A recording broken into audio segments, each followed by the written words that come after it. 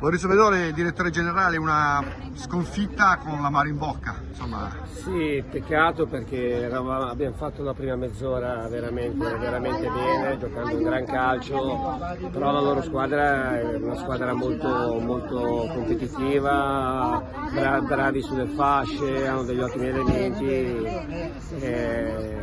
e niente, è andata così, il campo ha detto questo, è stato il gol di Battaglia, è stato sincero, quindi credo che sia stato ammonito forse perché è stato sincero, però no, non so, comunque è andata così, speriamo nella prossima. Via. Hai anticipato la mia domanda, insomma l'onestà di Battaglia non è stata premiata dall'arbitro?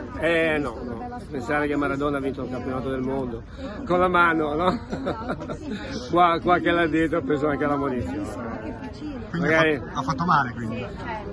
No, non è che ha fatto male, è stato sincero, se ha fatto fallo di mano avrà fatto bene a dirglielo, cioè, forse dovrebbero essere questi, no? I valori veri, però nel calcio ci sta, c'è l'agonismo, c'è questa voglia di sopraffare sempre l'avversario, quindi magari qualcuno è d'accordo, qualcuno no, ma va bene così. Questa sera Dilettantissimo darà il premio Fair Play proprio del caffè. Del caffè Balilla. Del caffè Balilla proprio a Battaglia. A Battaglia, bene. Okay.